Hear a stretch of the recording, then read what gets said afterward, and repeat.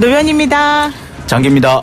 예, YTN 라디오 이동희 뉴스 정면승부 2부 노변장기 시작하겠습니다. 오늘도 노영희 변호사, 장용진 기자 나왔습니다. 어서 오십시오. 안녕하십니까. 왜 오늘만 사는 남자 이거 안 해요?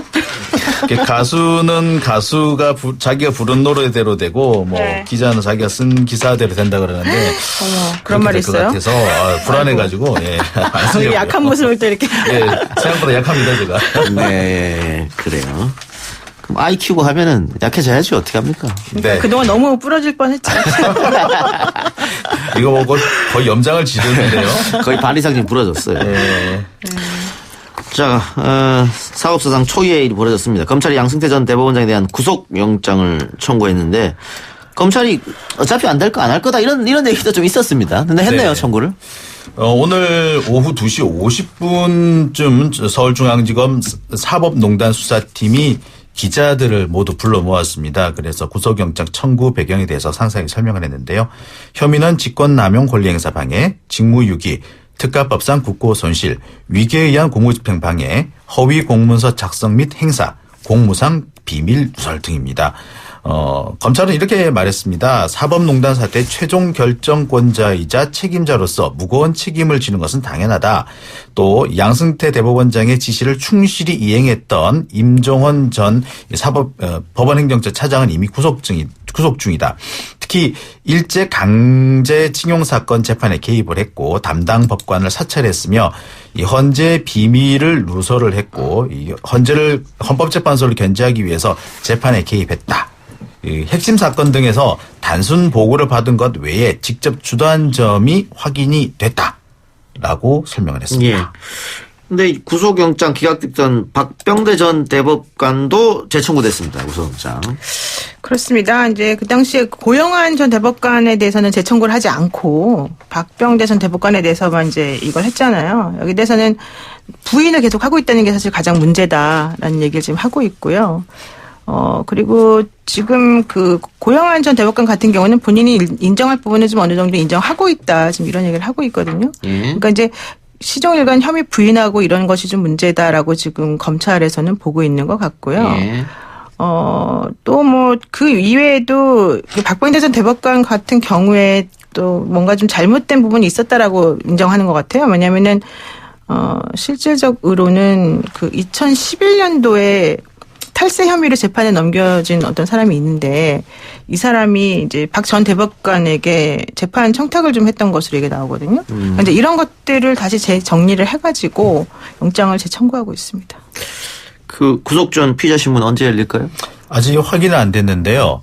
지금 예상으로는 22일을 전후로 해서 열릴 것으로 보이고요. 22일에서 24일까지가 아마 가장 가능성이 높아 보입니다.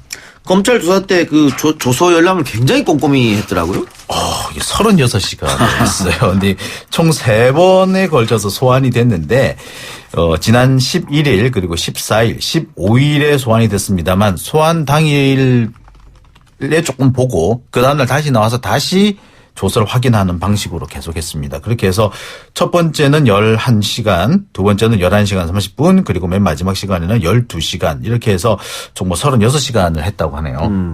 이렇게 하는 적이 있습니까? 저는 못 봤어요, 한 번도. 게다가 오늘 하다 말고 너 내일 와서 할게요. 이렇게 하는 거 사실 본 적이 없죠. 네, 그렇죠. 그러니까 첫날은 그랬었어요. 그러니까 4시간 동안 조사 열람을 하고 내일 마저 와서 할게요 하고 그 다음날 와서 7시간 반 가까이 조사 열람을 했는데 저도 이런 사례는 처음 봤습니다. 지난 2008년에 노무현 전 대통령에 대한 소환 조사를 할 때 당시 노무현 대통령이 3시간 동안 열람을 했었거든요. 그래서 그 당시 몇몇 언론에서는 지나치게 길게 했다, 법조인인가 티냈다, 이렇게 비판적으로 했는데 사실 그 뒤에 오신 분들은 그보다 다 길게 하셨어요. 예. 박근혜 전 대통령이 7시간 반, 이명박 전 대통령 6시간 반. 네. 우병우 전 수석은 더 길게 했죠. 그렇죠. 예. 10시간 넘게 했죠. 그러면은 이게 검찰은 그냥 기다립니까? 열람 이렇게 할 때? 지금 검찰 기다리고 왔다 갔다도 하고 자기네들 정리할 것도 하고 이제 하는데 사실 저는 이렇게 오랫동안 한 건 본 적이 없어서 아마 힘들지 않았을까 그분들도. 그렇다고 그들만 남겨두고 가지는 않거든요. 예. 그러니까 너무 힘들지 않았을까요? 검찰도 되게 당황하는 표정이 역력했었어요. 그런데 이제 여러 가지 얘기가 나왔습니다. 사실 조서라는 게 그렇거든요. 조서 열람이라는 게 자기가 쓴 조서를 보고 그 내용이 맞는지 틀린지 아니면 이 이제 문장이나 표현을 좀 바꿔달라 이런 정도로 하는 수준이거든요. 그래서 사실 그렇게 길게 갈 것 같지가 그러니까 않은데 검사가 물어보고 내가 대답하고 그렇죠. 맞습니까? 확인하는 거잖아요. 그렇죠. 그러니까 내가 했던 말인데도 이렇게 오래 걸렸다는 게 좀 이해가 안 가는데. 외운 거 아닐까요? 거의 외웠다는 얘기도 있고 메모를 꼼꼼하게 했다고 합니다. 그래서 일부에서는 외웠다는 것은 뭡니까? 내 재판 때 이것을 좀 활용하기 위해서?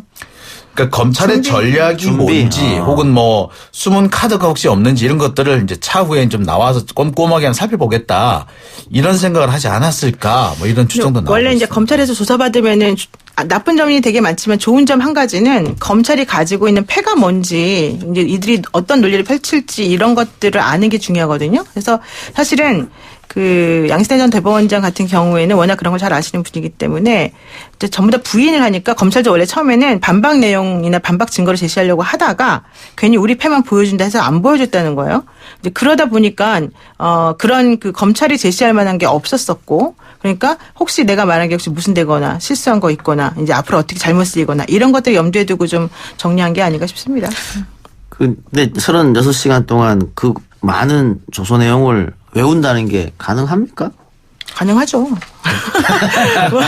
뭘 그렇게까지 어렵게 생각하세요? 아, 그래요? 왜냐하면 질문할 내용이 뻔하고 그다음에 거기에 대해서 내가 뭐 뭐라고 할지는 뭐 당연히 아는 그래서 뭐 거니까. 꼼꼼하기로 상당히 유명하셨다고 하죠. 이렇게 양승태 전 대법원장 그래서 뭐 별명이 양주사, 그러니까 6급 공무원이다 뭐 이런 얘기도 있었는데 글쎄 36시간 동안 봤으면 글쎄 뭐 외우기까지는 어렵겠지만 상당한 내용을 다 거의 파악을 하고 구석구석 다 알고 있지 않겠느냐라는 생각은 드네요. 예. 그분들은 머리가 우리랑 달라요. 달라요? 그건 맞습니다.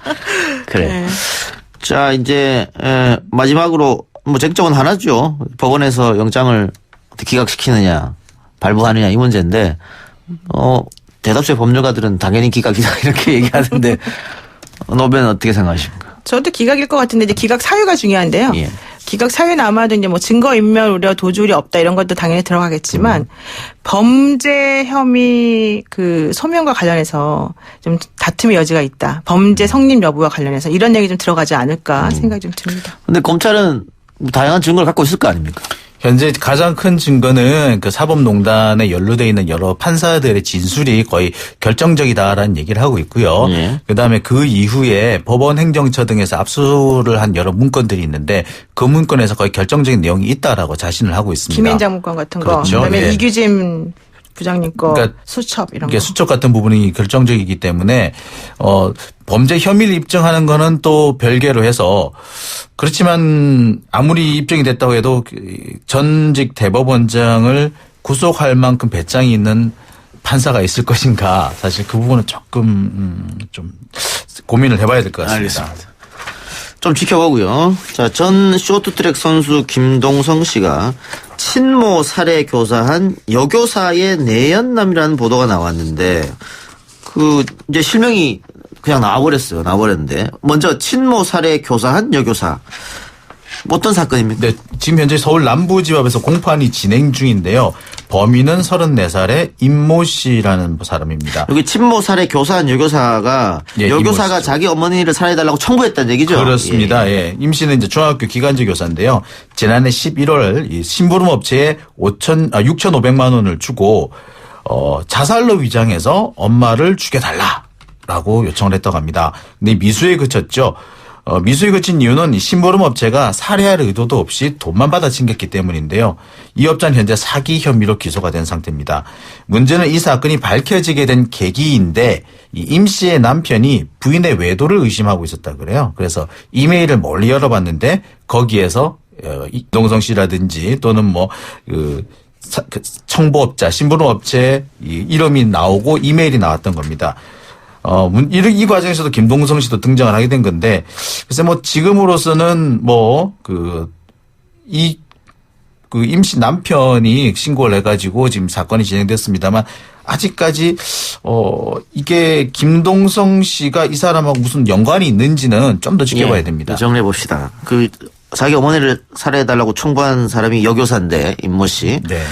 이 사람이 남편이 있는 상태에서 김동성 씨랑 내연관계를 유지했다는 거죠. 예. 예, 그랬는데 그러면 왜 이 여교사는 자기 엄마를 살해해달라고 요청을 했을까? 근데 그게 이제 사실은 조금 엇갈리는 부분이 있는데요. 오전에 나왔던 인터뷰에서는 이제 김동성 씨가 고가의 뭐 차량 뭐 이런 것도 받고 시계도 받고 이랬는데 이제 그 정도는 해줄 수 있는 능력이 된다고 그 여자분이 그랬다고 그래요. 네. 그러다가 이제 둘이 이제 관계가 좋아지니까 같이 살 아파트를 이제 구하고 싶었다는 거예요. 근데 원래 이 여자분은 난 아파트도 가지고 있다 이제 이렇게 얘기를 했었었는데 사실은 둘이서 같이 살 집으로는 그 좀 더 좋은 걸 아마 하고 싶었던 게 아니냐. 그래서 더 좋은 아파트를 강남 쪽에다 구하려면 정말 돈이 많이 필요하니까 그러려면 이제 어머니한테 밖에 나올 데가 없어서 이걸 계획한 거 아니겠느냐라는 추측성 기사가 나왔었었고 예. 여기에 대해서 김동성 씨가 인터뷰를 또 했습니다. 뭐라고 했냐면 난 너무 억울하다. 나는 그분하고 내연관계가 아니고 단순 친구 관계였다. 뭐 이런 얘기하고 있고요. 물론 뭐 여행을 같이 간 적 있지만 친구끼리 여행 가는 거 아니냐 이런 얘기하고 있고 자기가 뭐 특별히 받은 거 없었고 그런 거는 다 사실무근인데 억울하다. 이런 얘기를 했습니다. 살인의 원인에 대해서 이유에 대해서 살해 동기에 대해서 임 씨는 그렇게 얘기해요. 강압적인 어머 일부터 아주 오랫동안 스트레스를 받아왔다라고 주장을 했고요. 실제로 이 임 씨가 정신병을 앓고 있는 것도 확인이 됐습니다. 그래서 자신은 이 정신병 때문에 너무 스트레스를 받아서 이렇게 잘못된 생각을 한 것이다. 라고 주장을 하고 있고요. 일부에서는 아니다. 재산범죄다라고 주장하는 쪽도 여전히 남아. 근데 그게 말이 안 되는 게요. 재산범죄 물론 재산 때문에 그랬을 가능성은 있지만 상속결격이라고 하는 게 있어요. 민법에. 무슨 얘기냐면은 어머니를 내가 만약에 해야해서 내가 상속을 받는 사람의 입장이라고 한다면 그런 사람을 살해함으로써 혹은 살해하려고 시도함으로써 뭐 이런 식으로 한 사람에 대해서는 상속 못 해준다 이게 예. 있거든요. 그러니까 상속결격이 만약에 돼버리게 돼요. 그렇게 되면 사실은 어머니가 돌아가셔도 그게 밝혀지면 이 여자분이 이제 자식이 있는지 모르겠지만 자식이 있으면 자식이 받는 거고 아니면 남편이 가져가 버려요. 그 어머니의 재산을. 그렇기 때문에 정말로 이게 완전 범죄다라고 하는 걸 확신에 쓰지 않는 이상 사실 그렇게 하면 안 되는 거거든요. 그러니까 이 여성분이 정확히 어떤 의도로 했는지는 잘 모르겠지만 지금 얘기되고 있는 거는 다 이제 여러 가지 추측을 해보는 거라서 이거는 확인을 좀 해봐야 될 것 같아요. 경찰은 뭐라고 합니까?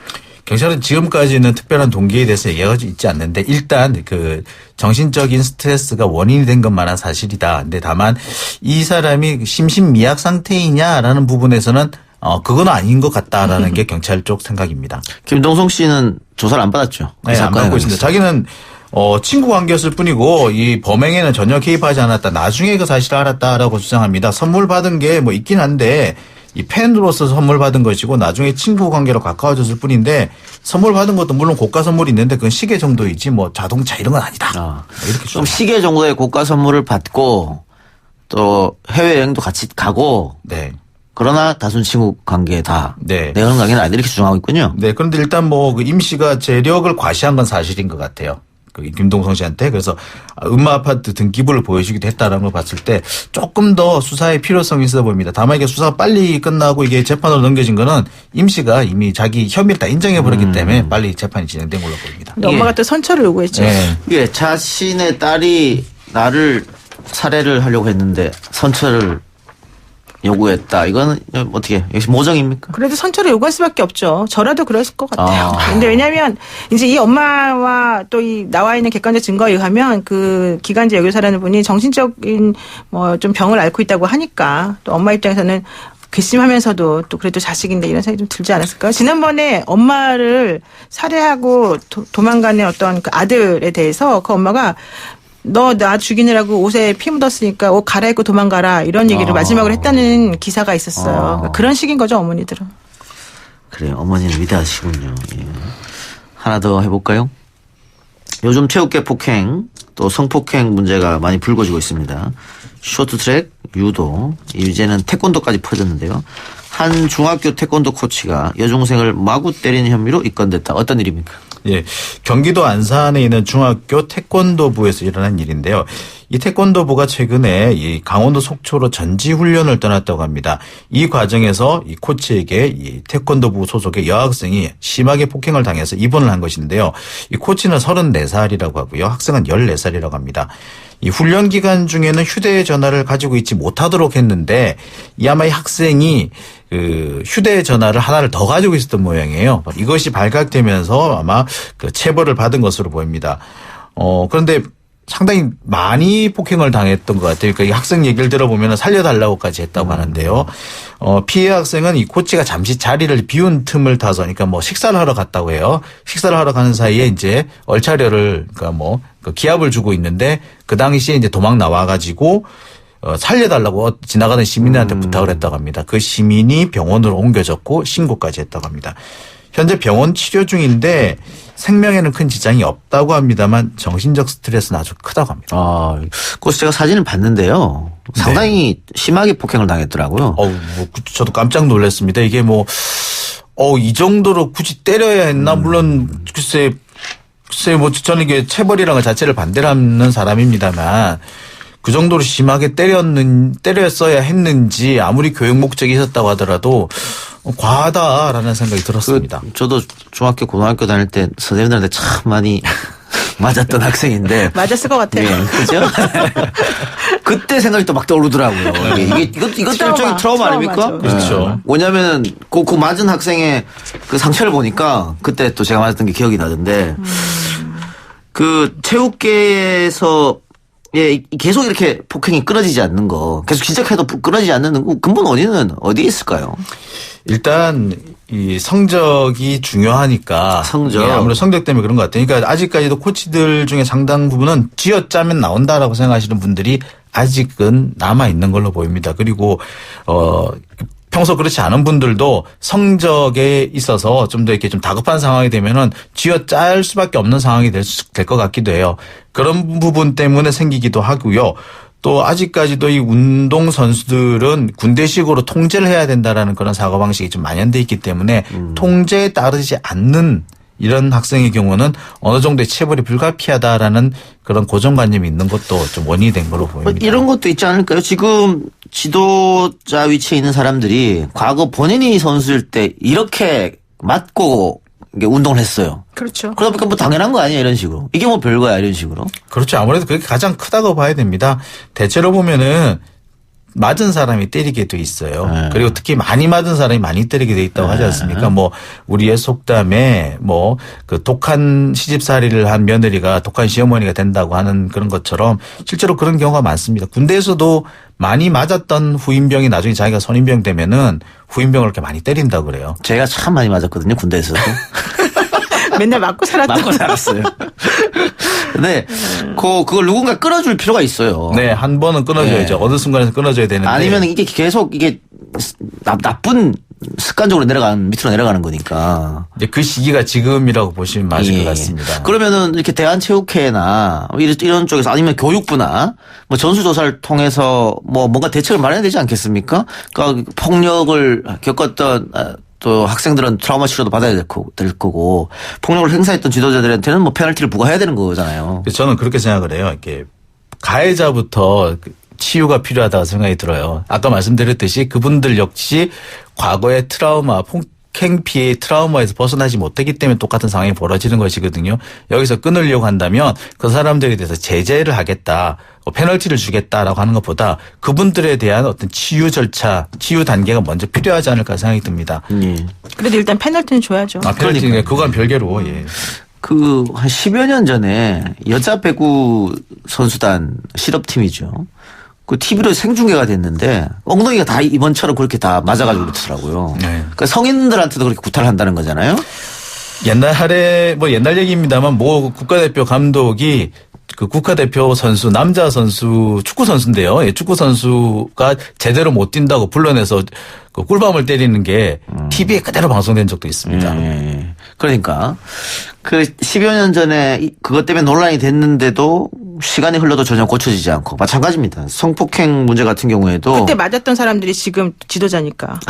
네. 그쵸, 지도자 12년 전이라. 중에서도 상당히 고참급이죠. 네, 이제. 12년 전이니까. 성폭행 문제도 10여 년 전에 크게 한번 문제가 됐는데 지금 안 고쳐지고 있잖아요. 그렇죠. 그게 성적 지상주의도 있고 이 잘못된 전통이라고 하면 안 되지. 학습 효과. 잘못된 학습 효과. 그다음에 이 쉬쉬하는 분위기가 있은 것 같아요. 잘못 말하면 너 큰일 난다. 뭐 여기서 매장된다 이런 식으로. 자기들만의 어떤 그 플레이 안에 들어가 있는 거잖아요. 너무 권한이 많으니까. 왜냐하면 그 사람들한테 잘 보여야 대학도 가고 또 성적 조작도 사실은 많이 이루어지잖아요. 네. 그런 권한이 있으니까 좀 그런 것 같은데 우리는 좀 우스갯소리로 이번 사건을 보면서 안 좋은 얘기를 한번 한 게 있어요. 절대 운동시키면 안 되겠다. 진짜 이게 우리 엄마들끼리 그냥 하는 얘기들이에요. 왜냐하면 혹시 어떻게 될지 모르잖아요. 그러니까 그 선두들 때문에 우리가 구기도 선양하고 좋지만 저런 아픔이 있었다는 건 이제 이번에 적나라하게 더 알았으니까 그런 마음이 드네. 지난번에 우리 그 신유영 선수 같은 경우도 아버지 어머니가 내가 왜 5살 때부터 얘한테 운동하라고 시켰을까. 너무 미안하다. 이런 얘기 했거든요. 아무래도 아까 말씀하신 것처럼 끼리끼리 문화, 그러니까 이너서클에 들어가려면은 이 이너서클이 저질렀던 거에 대해서 침묵해야 한다. 이런 침묵의 가르텔이 존재하는 것도 사실인 것 같습니다. 좋은 대학 가려면 또 뭐 국가대표에 뽑히려면 네, 또 심지어는 뭐 운동선수 끝나고 난 다음에 먹고 살려면 코치라도 시식이 안 하려면 되니까. 입을 다물어야 된다. 그렇습니다. 안타까운 현실이에요. 어쨌든 뭐 정부에서 이번에는 좀 획기적인 대책을 좀 내놓기를 당부드리면서 두 분과는 이걸로 인사하겠습니다. 수고하셨습니다. 네, 고맙습니다. 고맙습니다.